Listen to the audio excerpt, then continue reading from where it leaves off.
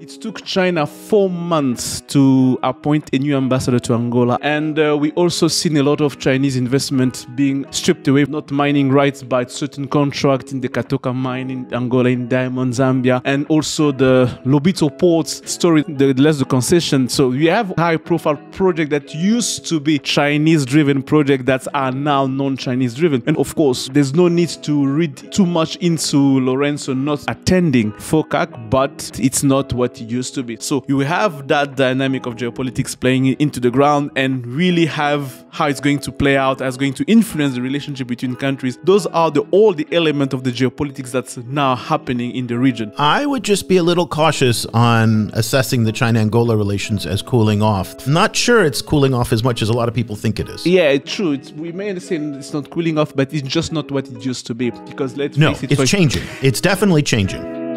For many, many years, sometimes spoken out very loudly, sometimes whispered, sometimes hinted at, there has been a discomfort, a dissatisfaction, a wish for a change over the TAZARA Act, the Constituting Act, which provided that the managing director of TAZARA would always be a Zambian. Here, the question will be, what role can China play into really easing those tensions and allowing the TAZARA to be valuable for both Tanzania and Zambia at the same time?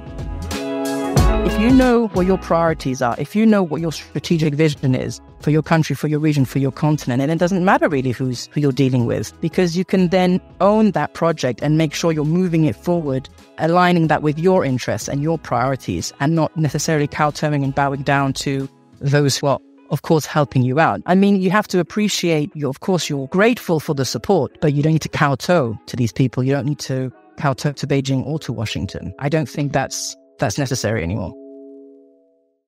The China in Africa podcast is brought to you in partnership with the Africa-China Reporting Project at Wits University in Johannesburg. The ACRP promotes balanced, considered reporting on China-Africa relations through training programs held throughout the year. More information at africachinareporting.com.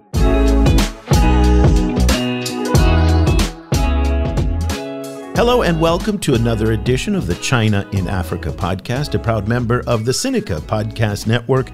I'm Eric Olander, and as always, we're joined by CGSP's Africa editor, Géraud, from the beautiful island of Mauritius. A very good morning to you, Géraud. Good morning, Eric.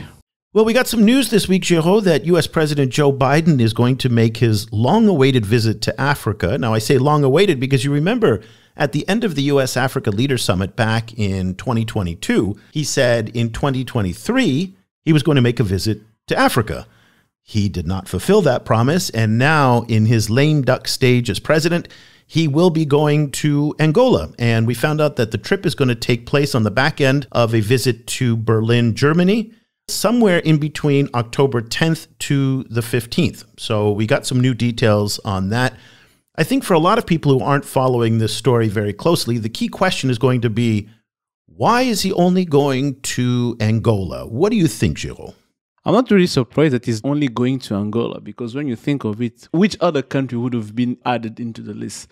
South Africa? Not really sure. South Africa is not really in good grace in many people in Washington, D.C. recently. Kenya, maybe, because Kenya has been upgraded relation with the U.S. to that non-observatory something position within NATO. Maybe why not Kenya? But Kenya also has shown a lot of interest in its relationship with China, so maybe it's not really good favor in D.C. Angola is the only country that seems to fit the geopolitical interests, the economic interests, and also so far the governance issues. And plus, when you take into account the role that Angola is playing into outsourcing Washington services in bringing peace in the eastern part of the DRC, you have all those elements put together that makes Angola the obvious choice for Joe Biden to go to Africa. So yes, for me, it's not really surprising. He could have added another small country, and I don't think he had the time to add 2 or 3 more countries on his trip. Well, there's also one other reason that he might be going to Angola, because it's the destination for several $1 billion of U.S. infrastructure spending. In many ways, it is the showcase for the Partnership for Global Infrastructure Investment, which I think now just goes by PGI instead of PGII, through the Lobito Railway. And that is a railway that already exists that the United States is upgrading. And it's going to be taking minerals, and they're going to be building small business initiatives along the corridor.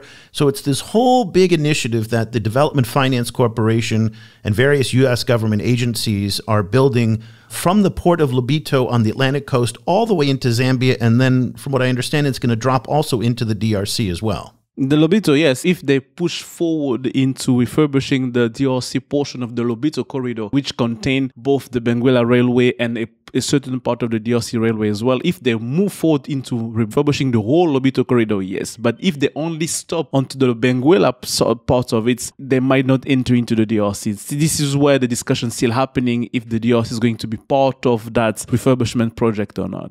So this brings up the issue of these railways in southern Africa that are very much now a part of the discussion about the burgeoning geopolitics between the U.S. and China in southern Africa. And we heard back in February that the Chinese government, or I don't know if it was the Chinese government or it was Chinese state-owned enterprises, but a Chinese consortium of sorts presented to Ambassador Du Xiaohui in Lusaka a proposal to refurbish the TAZARA Railway. Now, the TAZARA Railway is the storied railway that goes back to the 1960s that the Chinese built, connecting Tanzania and Zambia together. I think at the time it was one of the first, if not the first, international railways in Africa, but it has fallen into considerable disrepair.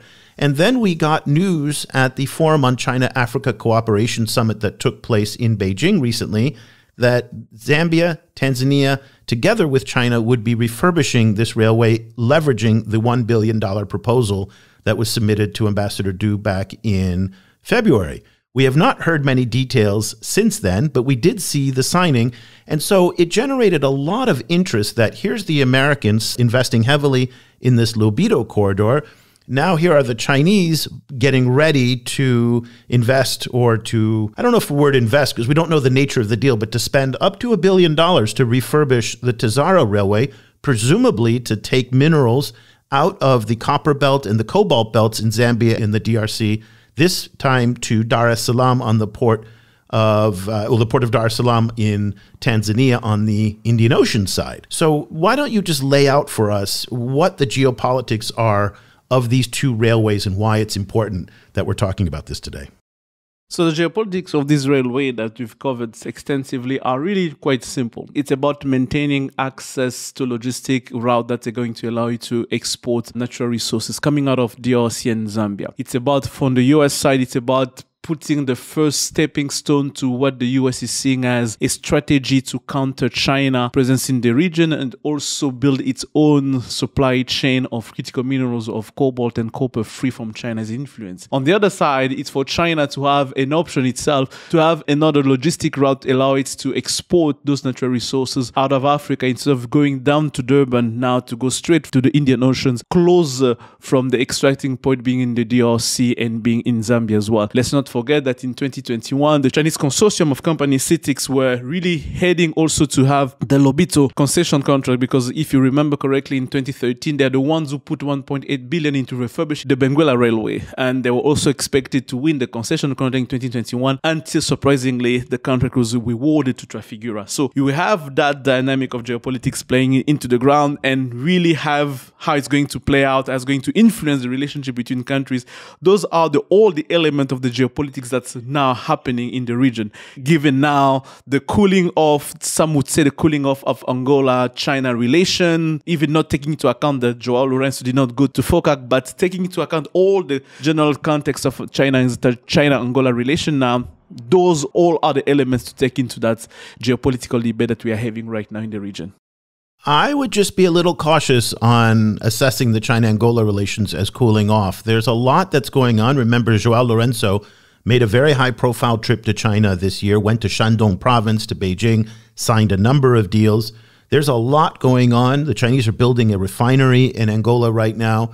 A lot going on. Maybe it's not quite as the high profile, but I think there's a narrative in Washington, and I would challenge you just a little bit on the cooling off. I'm not sure it's cooling off as much as a lot of people think it is. Yeah, it's true. We may understand it's not cooling off, but it's just not what it used to be. Because let's face it. No, it's changing. It's definitely changing. The reality, for example, one of the elements, like it took China 4 months to appoint a new ambassador to Angola after the one who was there left. And we also seen a lot of Chinese investment being stripped away from not mining rights, but certain contracts in the Katoka mine in Angola, in Diamond, Zambia, and also the Lobito ports story that we've been the concession. So we have all high-profile cases, high-profile projects that used to be Chinese-driven projects that are now non-Chinese driven. And of course, there's no need to read too much into Lorenzo not attending FOCAC, but it's not what it used to be. So that's why, compared to what we used to have, that's why we're saying cooling off. But we never know. Let's see how things are going to unfold in that part.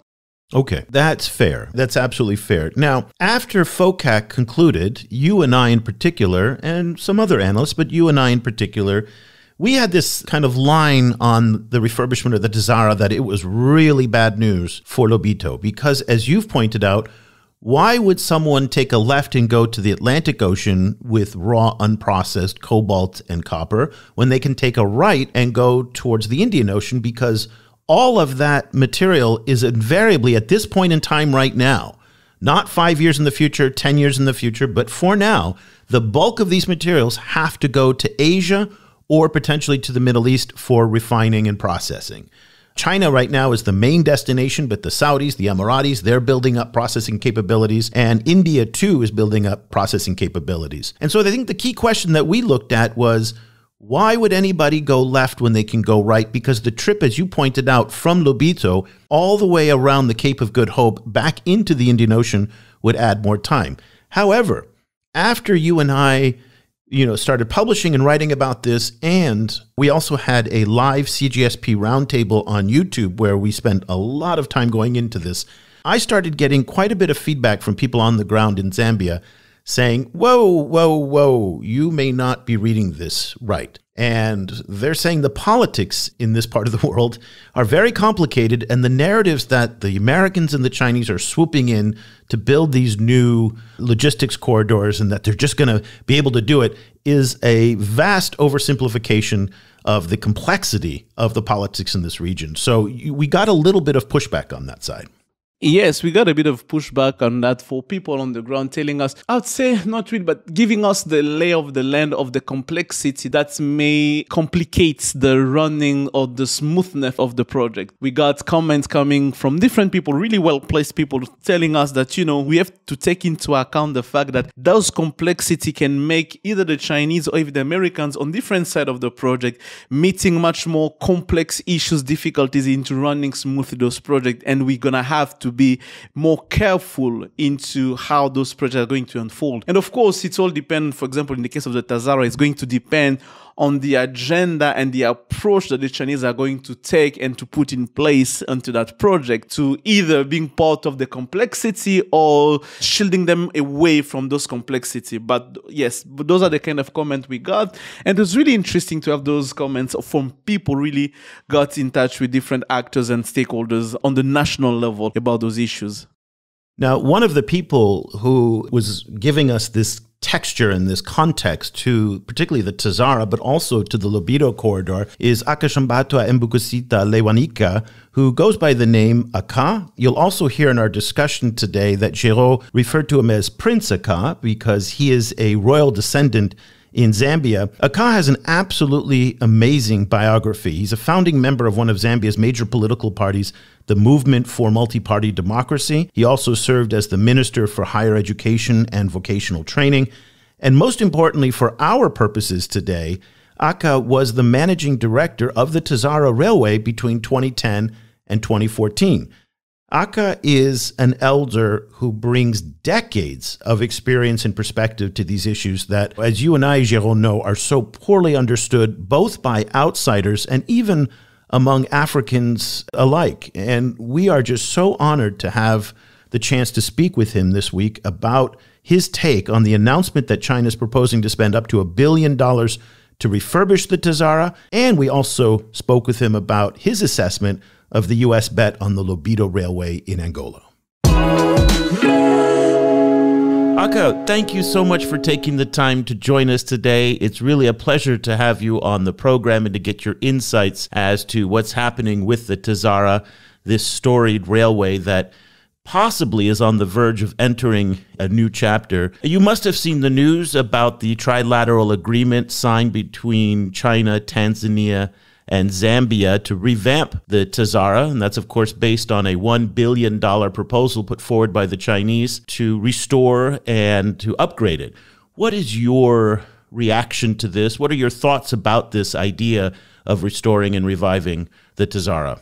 It is disappointing because it is a further testimony to what I've always thought to have been the fundamental weakness on the part of the Zambian and Tanzanian government, which is the weakness of having failed to take ownership of the railway line, despite the straightforward advice given at the ceremony in 1976, launching the start of commercial operations, where President Nyerere emphasized very clearly that Zambians and Tanzanians and their leadership must understand that the TAZARA railway belongs to Zambia and Tanzania, that the Chinese are not part of the owners of TAZARA. They are just part of people who provided material loan support. And therefore, Nyerere wanted that to be very clear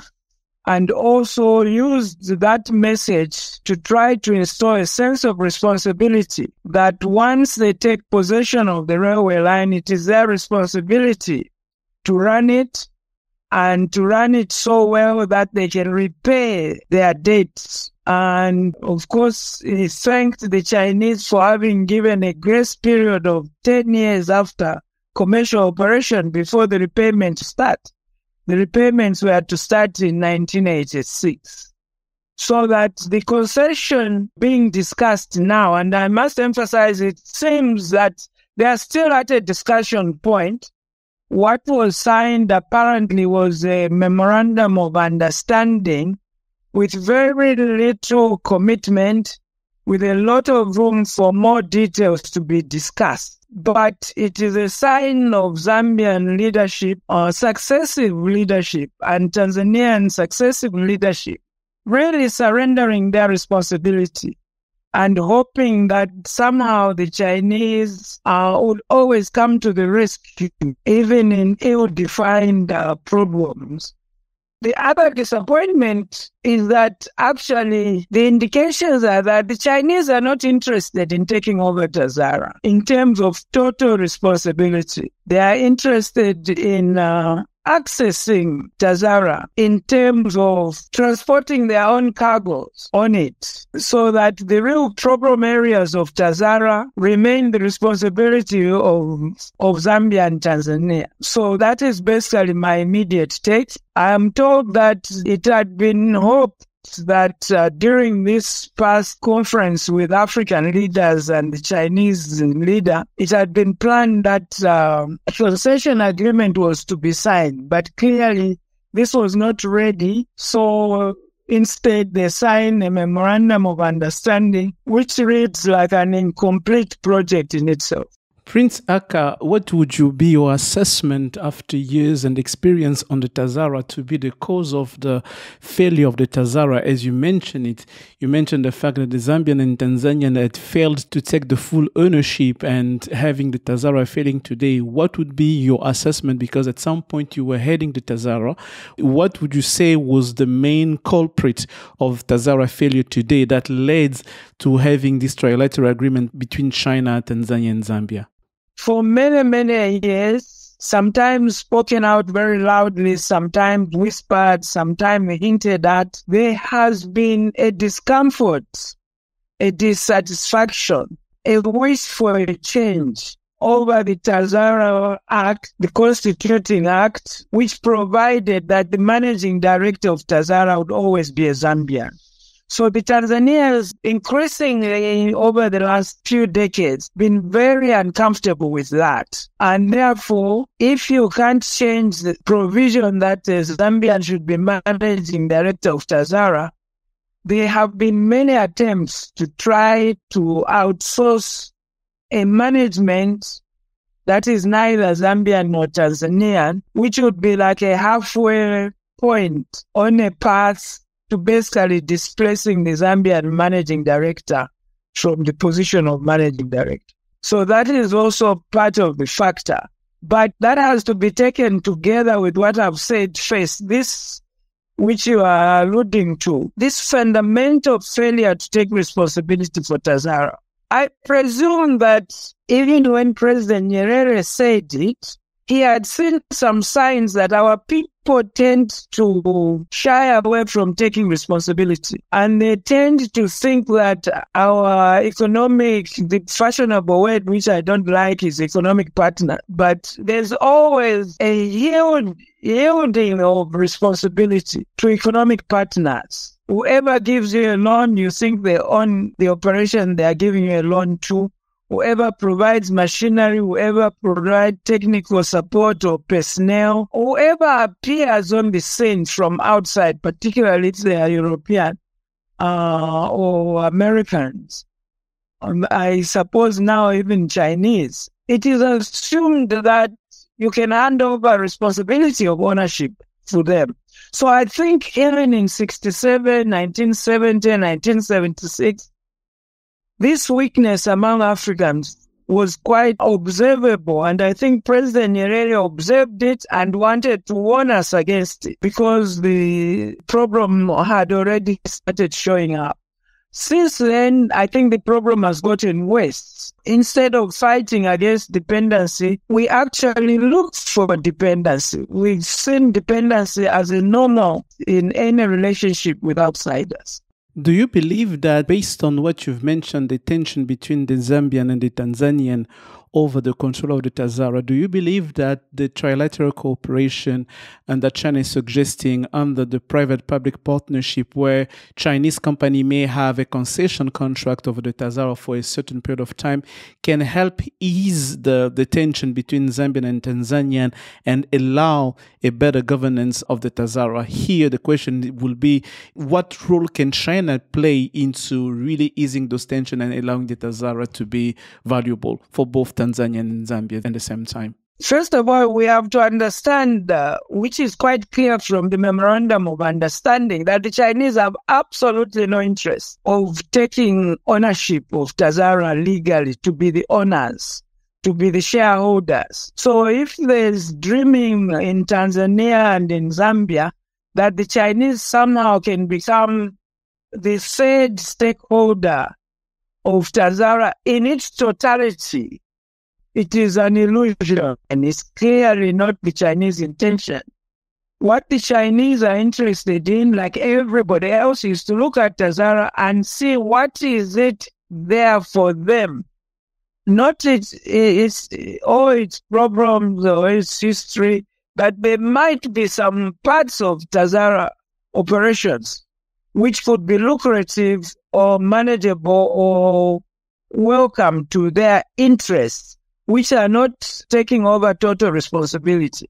In this case, it seems that the concession that the Chinese are looking for is really a concession to give them full latitude on the traffic, on the cargo, on the TAZARA. That's all. So there is no prospect that such an intervention by the Chinese would solve the fundamental problems of TAZARA. Nor would it really address the issue which you call tension between Zambia and Tanzania. I hesitate to say tension because the other factor historically throughout the beginning of TAZARA is that in the relationship between the Zambian and Tanzanian leadership, from the very beginning, there was always a big brother and a young brother. In the beginning, the big brother was Nyerere. The young brother was Kaunda. That imbalance, in practical terms, in terms of influence, the relationship was never equal. And the Zambian part had accepted this unequal relationship most of the time,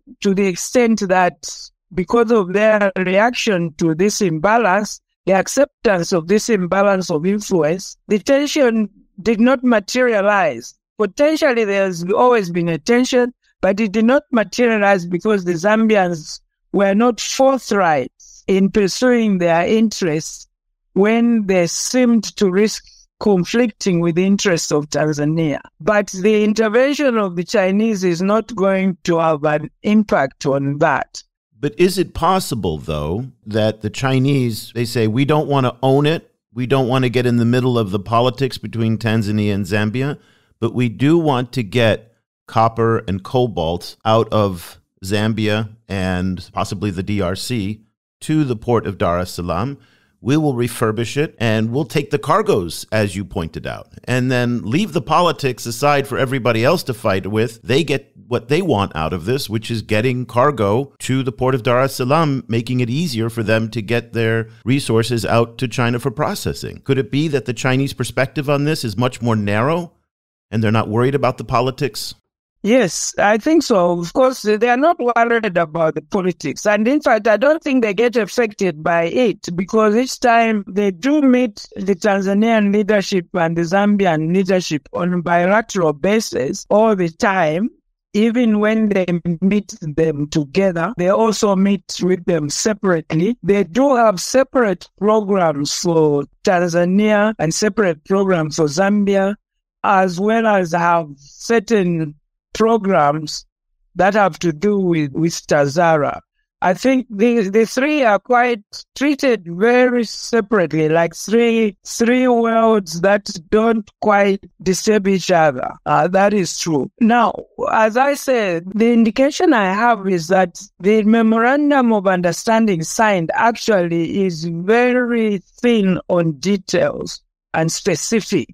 So the direction you are hinting at, that if they are only interested in ensuring that cargo moves, would they also have enlightened self-interest in making sure the physical infrastructure is upgraded, repaired to provide for assurance for smooth and speedy transportation? That we have to wait to see whether, when they go into the details of the concession, one would hope that, despite my disappointment that there is any concession at all, one would hope that if there is to be a concession, at least the Zambian and Tanzanian leaders would take up the responsibility of ensuring that they make the best out of it. And what would be good out of it would be precisely what you are hinting at, that if in the process they may not solve all the problem of TAZARA, but if they can make sure that the infrastructure is in good enough shape to ensure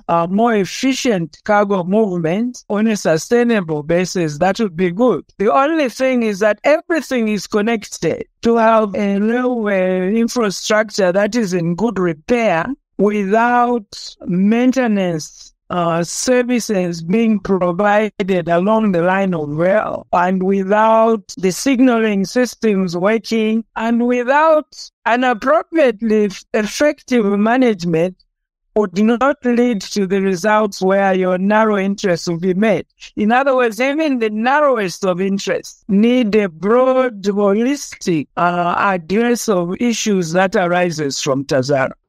You've mentioned the technical challenge, the governance challenge. Recently, we've been hearing conversation around connecting on the other side the Lobito corridor coming from Angola and maybe connecting it to the TAZARA. Do you believe, or do you see the same challenges that happen on the TAZARA also happening on the Lobito side? And if we do have the same kind of challenge and the same kind of challenge to overcome, do you see that feasible, that the two railway to be connected? Well, ideally, as a Pan-Africanist, as also not just for political reasons, but as a Pan-Africanist for economic development reasons, and even for the materialization of Africa's liberation, I do believe that the railway connectivity ideas that have been talked about over the years are absolutely necessary. There should be a linkage from the Angolan coast through Congo to the Zambian Copper Belt, linking up to the Zambia railways, linking up to TAZARA and up to Dar es Salaam, and also linking up midpoints from TAZARA to Lobito. That would definitely be a good thing. But if our weakness of failing to take up responsibility is not addressed and continues, then it would mean whoever assists us, whether by loan or by equipment or whatever, would be burdened with a handover of the responsibilities that should be Zambian and Tanzanian or Congolese. Do you believe now that dream of Pan-Africanism or connecting East to West, connecting intra-trade between Africa can be derailed by the current geopolitical debate around those two railways? Because on one side, we have the Americans and the Western countries, the Europe on the Lobito corridor. On the other side, we have now the Chinese being interested in TAZARA. And we all have the whole debate around geopolitics of accessing natural resources from DRC, from Zambia, and everything. Do you believe that the geopolitical agenda of those great powers can come and derail the Pan-Africanist or the nationalist agenda that those countries can have for their own development?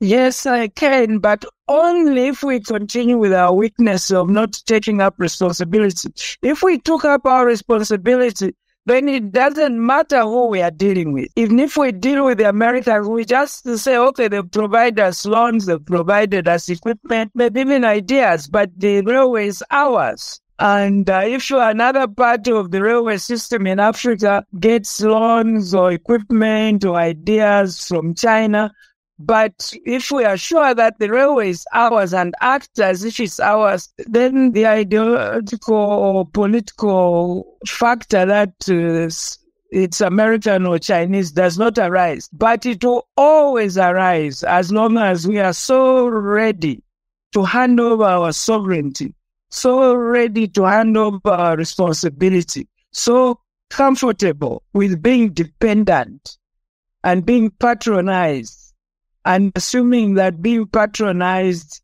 is a norm.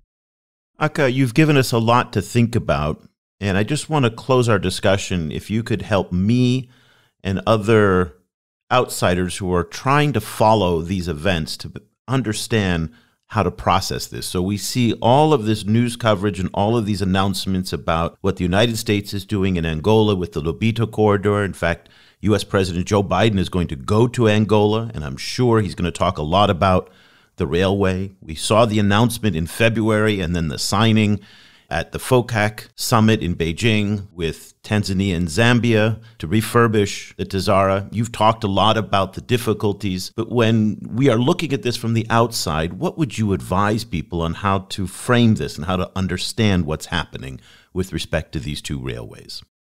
From the outside is really to look at the details. For instance, some of the news items indicated as if there had been a concession signed in China, which is not the case. And then even those that reported that it was a memorandum of understanding, they put their wishes in. They didn't look at the substance, that the substance was very selective, focusing on the cargo movement and the right of the concessionaire over the cargo or trafficking, so that takes away there's need for us to know the details. I'm much more aware of the lack of details in the relationship with China than in the relationship with the Americans, probably because the Americans' propaganda is also very thin on details and very heavy on sloganeering and kind of phraseologies that give optimistic, positive impressions, even where the reality tells a different story. Aka, thank you so much for your time today and your insights and your perspectives on what is clearly a very complicated issue. We really appreciate it, and thank you so much. Thank you very, very much. We hope this is the first of many to come. Thank you.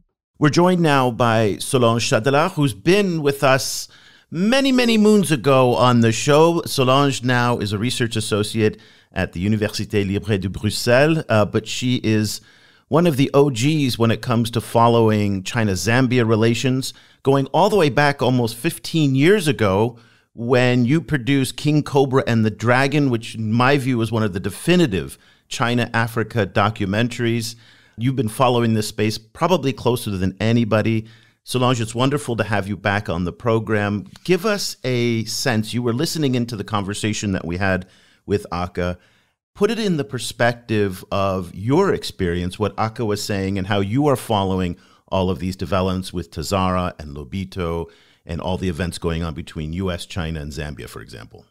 Well, I think one of the big advantages of what's extremely valuable of having interviews with people like Aka is that we get a view from the ground up.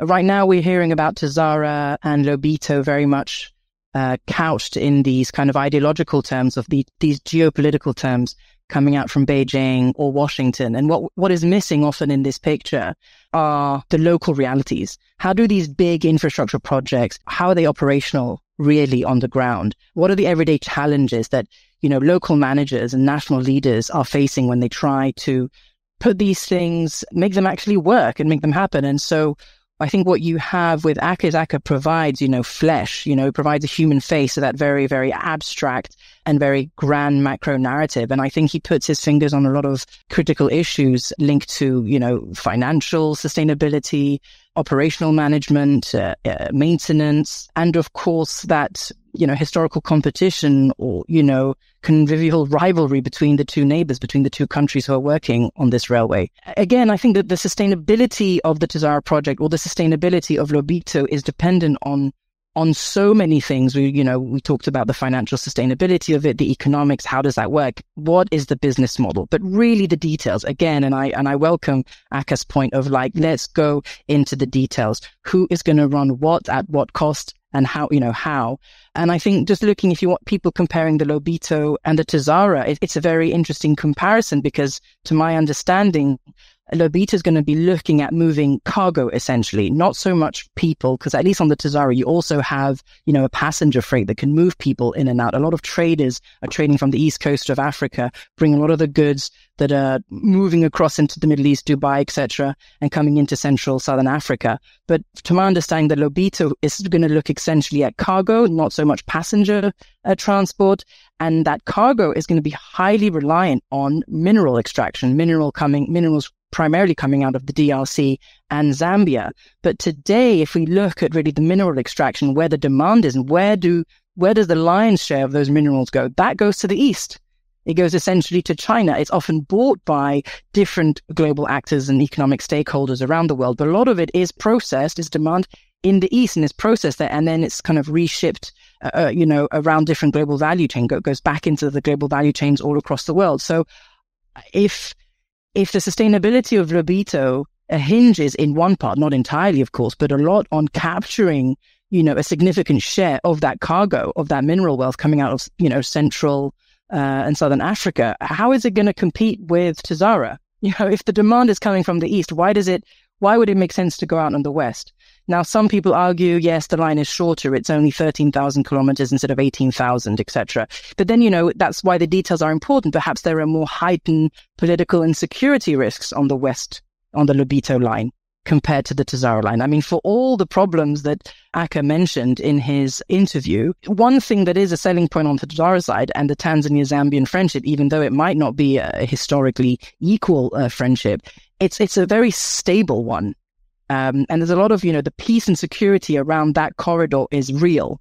And if you look at that peace and security issue on the western side, we're looking at a much more volatile geographical corridor, towards the west. I mean, that's where the details and the practitioners on the ground and their input becomes extremely valuable, because then you get a much clearer picture, a more fine-grained analysis of, what are the realities of the challenges on the ground. And I think as Aka, I would agree entirely with Aka that connectivity all across the continent, whether it's, airports, airlines, railway lines, roads, connectivity across the continent is more than welcome and is highly welcome. And the question is, can the people who, the leaders of the country or the managers of these big companies who will be operating the railway lines or the roads, the government agencies who are in charge of regulating these big infrastructure projects, can they make it work operationally? And I really hope they will make it work. But for that, we need to identify and encourage and develop and nurture a new kind of leadership that can step up and rise up to the challenge. And that new leadership will require some serious geopolitical and business acumen. So it's more than just being a cadre, more than just being a bureaucrat, more than just being able to write reports and attend, this meeting, this subcommittee meeting, etc. It's about people who have a more sophisticated understanding of what's at stake, what is greater than, let's say, your narrow national interest, what's greater for the country, the region, and the continent as a whole. And again, I echo what Akka was saying about the materialization of the full liberation of Africa is to be interconnected, but it requires a lot of working together, a lot of seeing beyond the end of your nose and connecting with a common interest that is higher than what's, your immediate now, personal, professional career in terms of your promotion and what you want, and just, a quick fix and you want a promotion and you don't really care about the long-term interest and what's long-term at stake for your country, but agreeing, let's say, with a greater vision of what's good on the continent.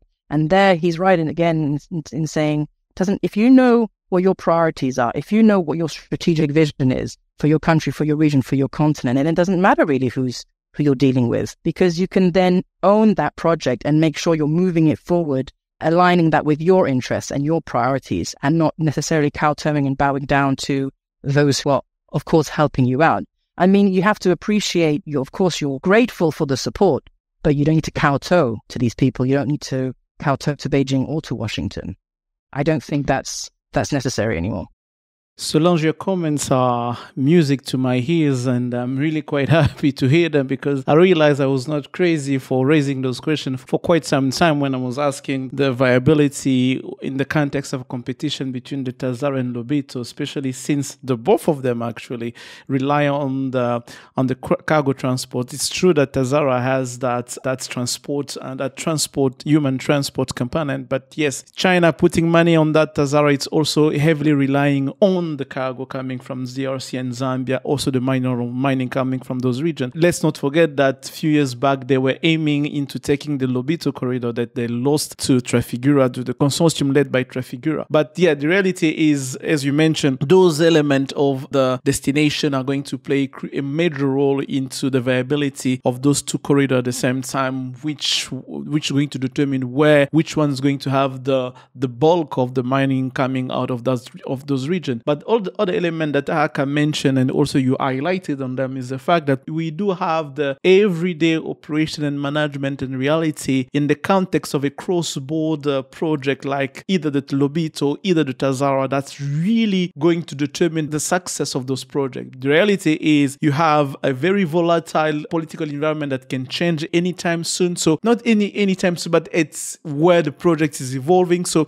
it can really be complicated to manage, even if in the case of the TAZARA, let's say that the Chinese get the concession contract on the TAZARA, it's going still to be, I believe that it's going to be a bit more complicated, because you do have an everyday actions and everyday implication and interference of political actors on both sides, trying in some way or another to influence how the operation should go, because it's also about money, it's also about revenue, it's also about who's getting the bulk of the revenue. This is where the details will matter into negotiating those final agreements. We're going to have to look into how the revenue share will be done, how it's being dispatched, how it's going to be negotiated, who's going to get what, the bulk of that. That's true that Tanzania is going to be the exit point and the entry point at the same time, because it's the Dar es Salaam and everything. But also Zambia could also be able to mention that, the minerals are coming from my land and everything. And it can also be complicated further on if and when the DRC comes on board into the project, because we've been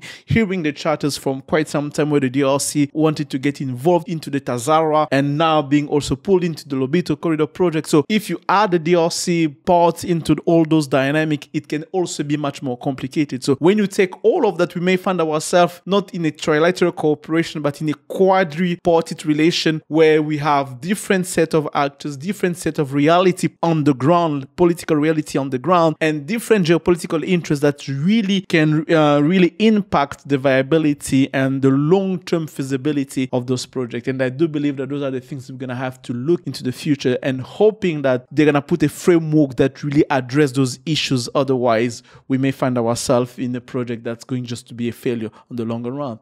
I agree with all the points you've raised, but, I generally try to land on hope. I'm deeply cynical, but generally I do tend to see the glass half full. And the way, we can try and move beyond, well, not move beyond, but still retain some hope, in whilst recognizing the reality, the very real reality of these challenges, to say there are models of how international rail linkages work around the world. We have it in Europe. I guess, you can say that the Asia is doing that to some extent. China with a lot of the railway lines now that are going through Southeast Asia. You've got it to a lesser extent, I would say, in South America, because they use the roads much more than they rely on roads and on airlines than they do on railways. But there are models there. We can try those, and you can tinker with that and see what works best for you. So, for example, there are lots of different models. For example, splitting the management and the maintenance of the railway line itself, so the signaling that he was mentioning, the workshops, etc., and then the freights on top of it, so cargo, passengers, etc. So, your locomotives, your engines, and your wagons could be run by parastatals or by private actors or by, even mining companies, who then pay a certain amount to use the railways, and that helps finance the maintenance of the railway. And then you can also apply what we call annual checkups, like your car you need to go through an MOT every year to make sure that your lights are working, your wheels are legit, your windows are not going to smash, that you're not going to fall off the rail, etc. And if you force every locomotive train company to do that, and you create the workshop for that, you have like a self-sustained, workshop, a system, a business model where the workshop can constantly make money, providing these stamps or these certificates of safety, security for the rail, which will then help everything run smoother so you don't have these accidents that, still do occur, unfortunately, on these lines. I mean, there's lots of different models. I'm just throwing some random ideas out there. But what about the model up in East Africa that the Chinese built the Djibouti to Ethiopia railway? How is that going? Can that serve as a model for Lobito and for TAZARA? I don't know what the details, I don't know the details. I don't know the power sharing. I don't know what the historical context that's not my region. It's something I definitely would have to look at. But exactly. They can easily look at one region and say, hey, look, this is how we're trying it out here. They can also do trial period. That's the thing, and in a way you've got to give the Chinese credit where it's due, is to say they've somehow managed to be constantly changing while under control, if that makes some sense. They've somehow, that's been in a way the kind of the genius of China, is that they've always managed to adapt and change and tweak things here and there, whilst kind of always holding the whole system down, and keeping control over the entire system. And, they can try something like that, like let's just say it's not all open-ended and pure improvisation, but let's try this kind of gradual tinkering. What works, what doesn't? What's clear is that the current management infrastructure, the architecture that oversees that whole railway line now doesn't work. It's shown that it hasn't worked for decades. So I think the first place you'd like to start have a discussion when you start ironing out the details, when you want to go beyond the MOUs, to say, right, well, where should we start fixing things? And those are hard conversations to have, but they're very, very important conversations to have.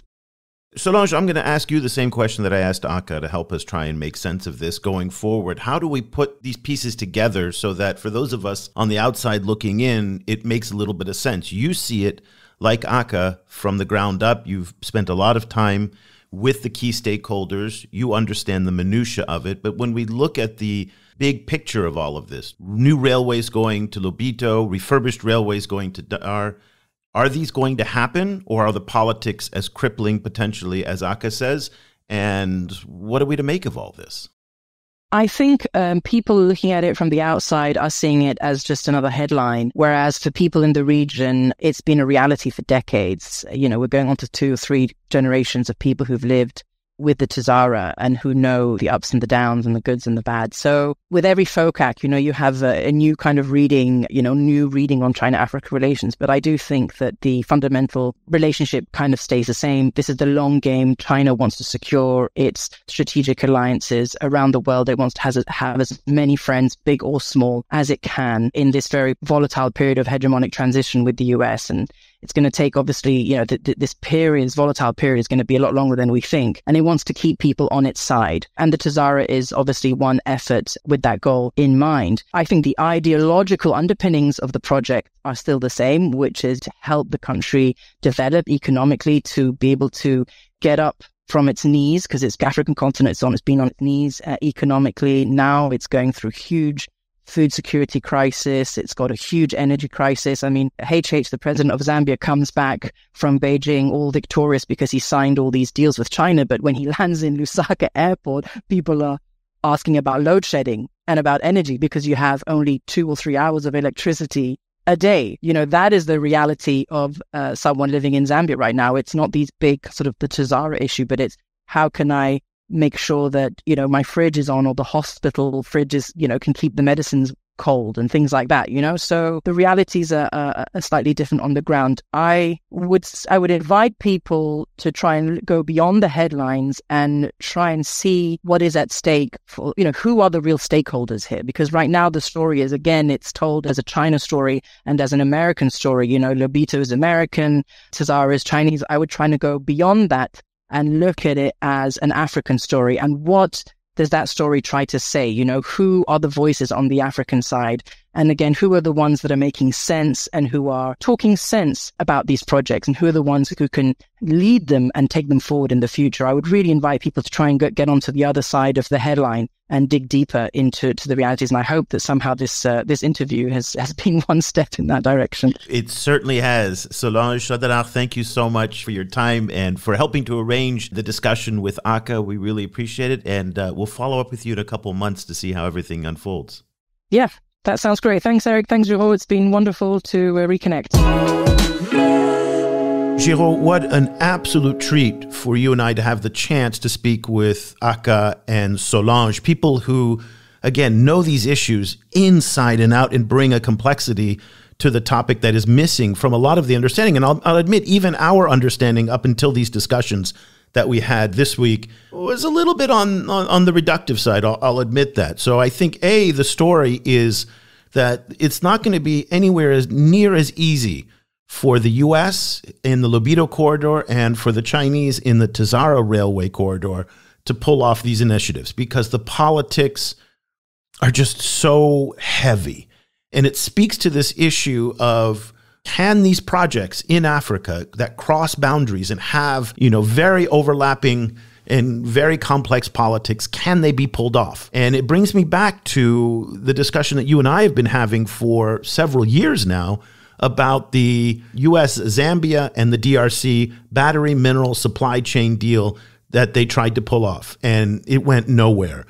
And it went nowhere in part because I think there are too many countries and politics and agendas and moving parts. And when Aka was talking about the complexity of the politics between Tanzania and Zambia, I kept thinking back to that same deal, that doing things across borders and across political systems may just be too difficult right now.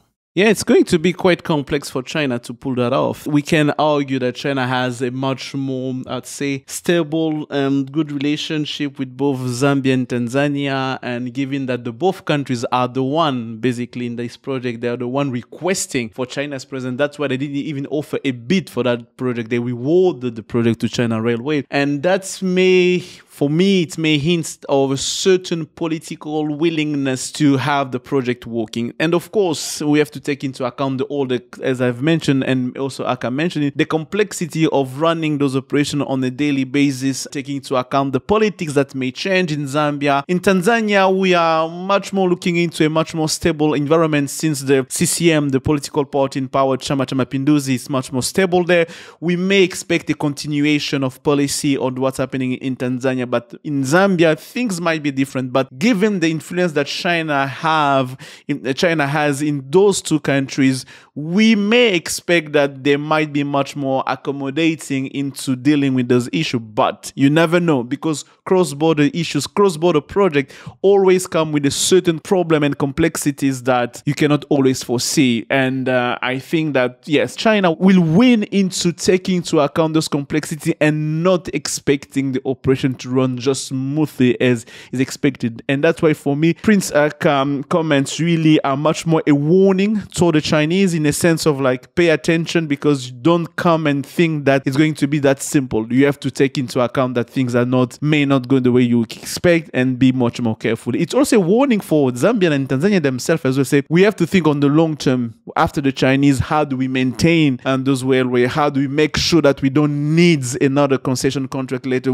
How do we make sure that we make those railway running smoothly and really bringing development and economic integration into the countries and the region? Well, he made it very clear that China will not have the concession to own or operate the railway. That will still be under the control of Zambians and Tanzanians. We're going to have to see, because we still don't have the details. We don't have the details of that yet. We don't have the details, but I think his point is that the sovereign control of the railway will remain with the Zambians and Tanzanians. That was his best guess. And he described himself as a Pan-Africanist. He really wants to have the Lobito to Dar es Salaam transcontinental railway. You could tell that he wants this.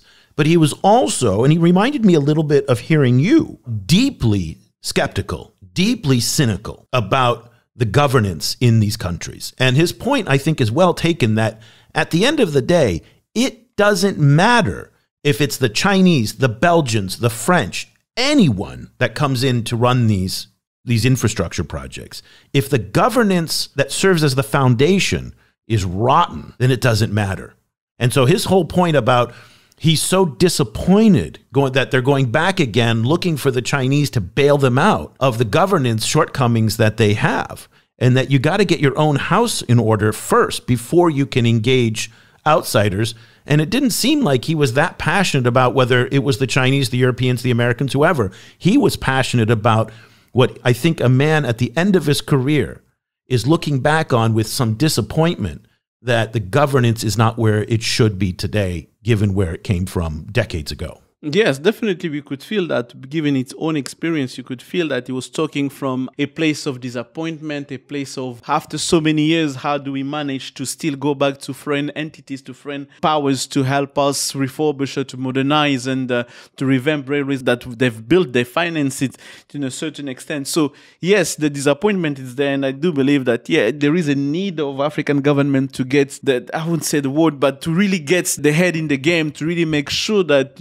we take not full control, but we take full ownership, in a sense, not that it belongs to us, but in a sense of how do we make it profitable? How do we make those infrastructure work? How do we work together into building those intra-Pan-African railway? How do we make it sure to boost the intra-trade, the intra-human people-to-people exchanges? All of that really boils down to the kind of politics that we put on the ground, that boils down to the kind of regional integration we want to build, and that also boils down to the kind of power that we give to regional organization to be able to build those kind of projects and those kind of vision. And so far, we still have short-term, short-sighted vision, and it's kind of difficult. But I hope, and I'll just like him, I do hope that in the future we may have a different approach to how do we work together to make those infrastructure projects work for us. Well, the one thing that I hope comes out of this, and this is the experience of what we saw in Kenya with the standard gauge railway, where the government went against its own laws in the constitution on procurement to release the terms of the contracts so that Kenyan taxpayers knew what they were on the hook for.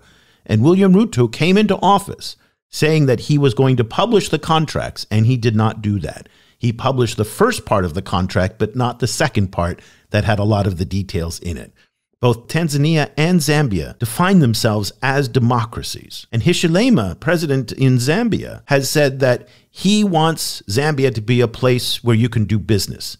And in order to do business, people have to have a certain level of transparency.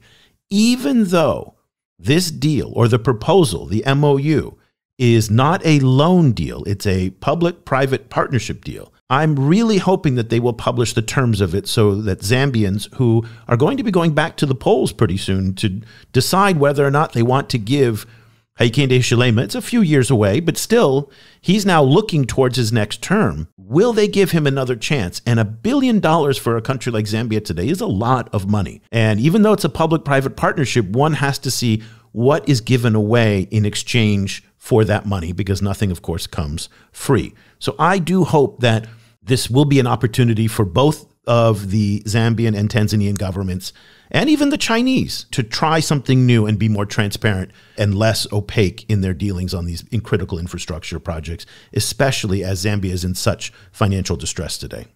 Yes, we can only hope to see that happen, and let's see how they're going to play the transparency card. And I think that it's really required to give the peace of mind and to avoid useless criticism that's based on either incomplete information or fake information or just like wrong, just complete lies. So I think that they will win into playing the transparency game. They will win into allowing people in Zambia and Tanzania to know exactly where we are going with that railway, what's going to happen, and what we can expect and we should expect. I think it's really important, given now it's a private-public partnership, also to understand how Chinese company investing in the project are going to take the money back, what the structure of the deal, how is it going to work, if there is a concession, how long it's going to take. All those elements that really parts of the deal needs to be published to give public peace of mind, to be, even if they're going to criticize it, they can criticize it in a constructive way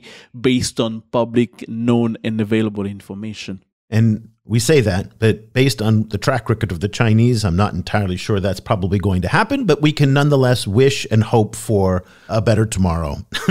You can't blame them. They were not going to publish what your own country do not publish. If you don't publish it, why are they going to do that? So yes, you can blame them. Yeah. Fair enough, but it's something we can hope for the future. So once again, a very big thank you to Solange and to Prince Aka for joining us today and to share these insights that, again, really change the way you should look at these deals on both the railways. Again, the Lobito and the TAZARA Railway. And it's part of a bigger initiative that we are undertaking now at CGSP to start looking at the supply chains in Southern Africa.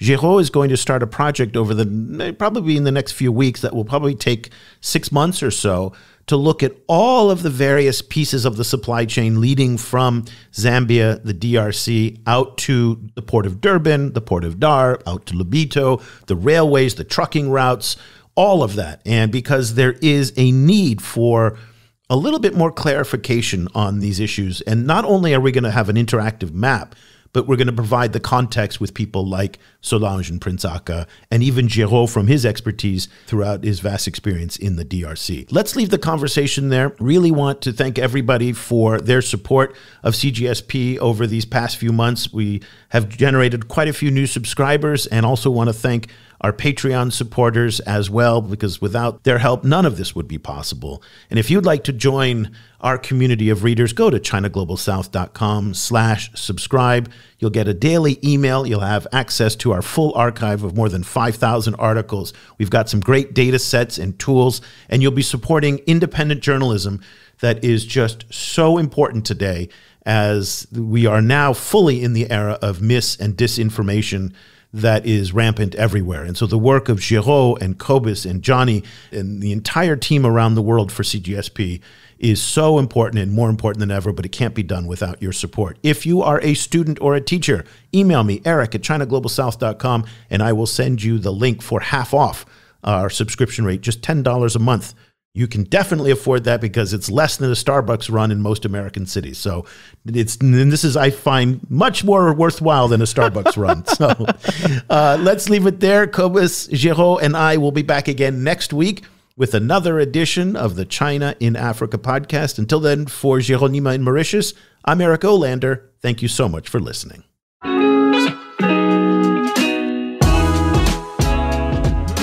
The discussion continues online. Tag us on Twitter @ChinaGSProject and visit us at ChinaGlobalSouth.com.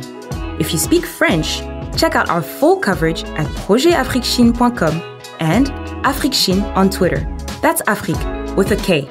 And you'll also find links to our sites and social media channels in Arabic.